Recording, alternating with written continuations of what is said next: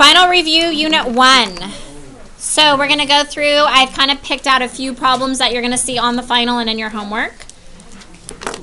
This, obviously, hopefully you know how to do most of this, or once we go over it, you will remember. So on example 1, you are just simplifying. You cannot solve and graph. Anytime you don't have an equal sign or an inequality, you can't solve. You are only simplifying. So remember that when we see something with a plus or a minus, it's stuck together like glue. You can't cancel out like the 3 with the 24. You have to factor something out in order to cancel it. So on the top, is there anything that will factor out? A 3. Good. Very good. So we take out a 3 and we're left with 6x plus, not a 6, thank you, plus 5 over 3. And then can anything cancel? Very good. The 3's can cancel, and so my answer is just 8x plus 5.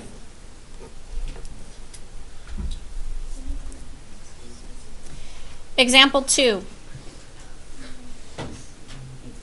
What will you do first? Distribute. Very good. So we're distributing the 7 through here, and we get 14x plus 35. Next, I'm going to distribute what? Good. Pay attention to your signs. I'm distributing a negative 6. So we get negative 6x minus 48, and this is greater than 7. Now what? Very good. Combine like terms. We have 14x and negative 6x, which is 8x.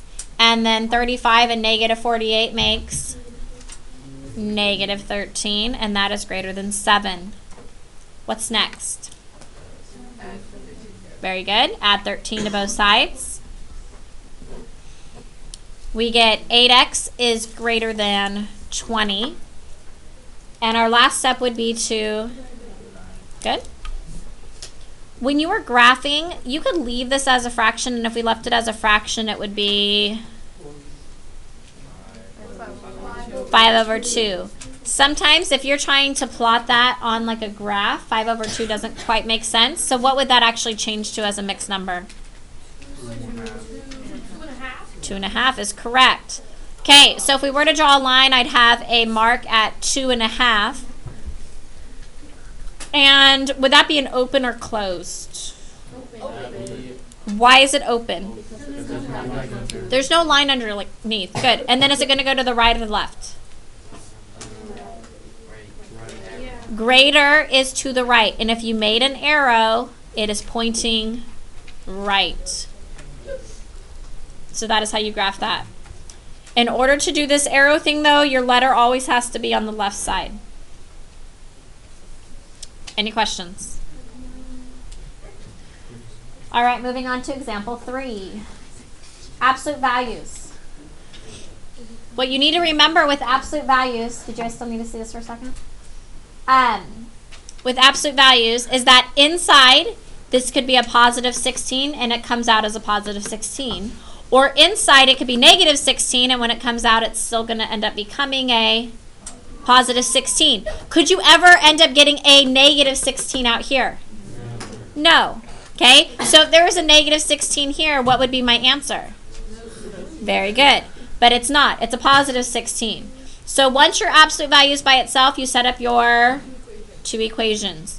So I am going to have 2x plus 4 equals 16.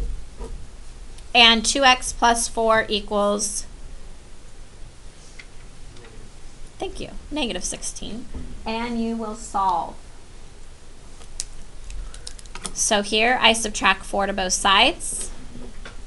2x equals 12. We divide by 2 and we get x equals 6. Over here I subtract 4 to both sides. 2x equals, what happens when you have two negatives? You add and it stays negative. Good. So that's negative 20. We divide by 2 to both sides and we get x equals negative 10. So those are your two answers. X equals 6 and negative 10. Questions? If you were to graph that one, you would just have 2 points. because it's an equal sign. So you'd have a point at 6, a point at negative 10. All right, example 4. With absolute values, the one thing that's important is that you always want to get the absolute value by itself first before you do anything else. You don't make your two equations now. You make it once they're the absolute values by itself. So what would you do first here to get the absolute value by itself? Very good. So we have 2 absolute value of x plus 4 is greater than 10. Now what? Divide by 2. So these cancel. We have the absolute value of x plus 4 is greater than 5. Do you guys remember and or? Very good. Great or and less than.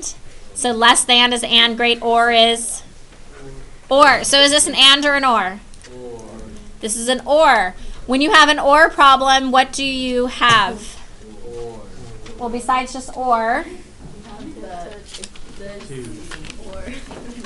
Okay, so you get 2 separate answers. You have one answer or another answer.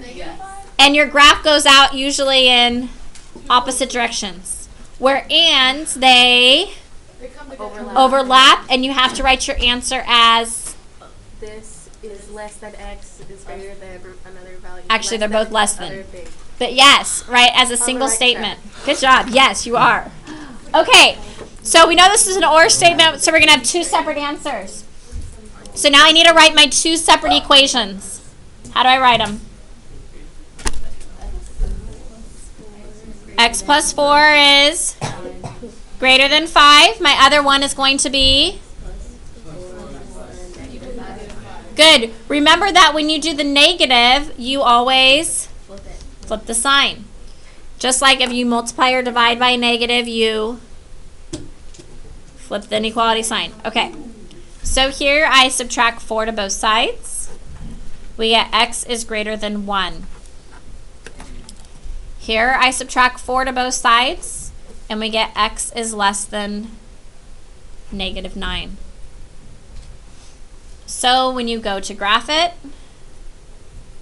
we have a point at negative 9 and a point at 1.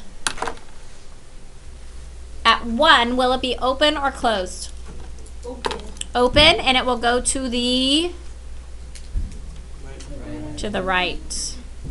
At negative 9, it will be open, and it will go to the left.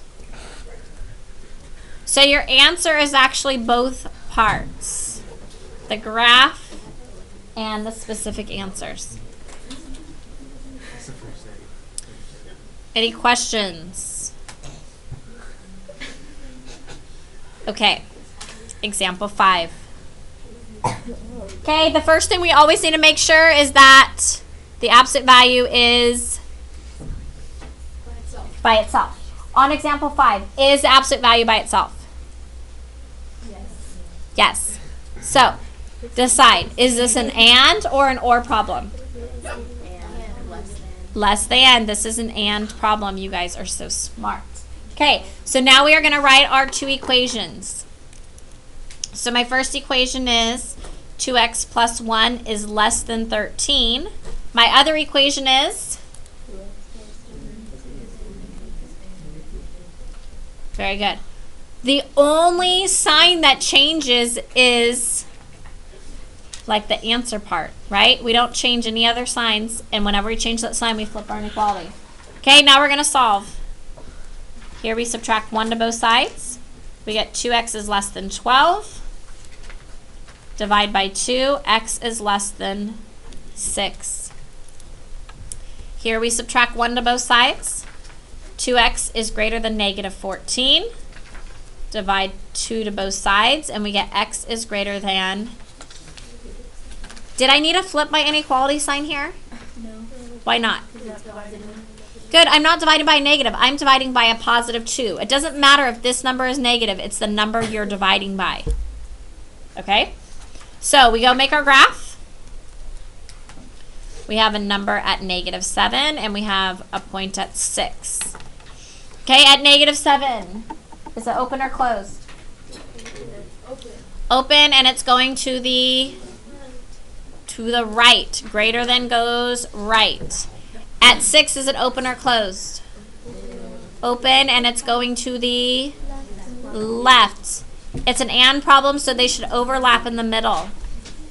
Okay, when you write your answer, you go back to where the absolute value was by itself. Notice that you have a less than sign, right? You start from smallest to greatest and you get -7, less than x, less than 6. Less than goes in both of those spots as long as you have your smallest number to your greatest number. Both of these are your answers.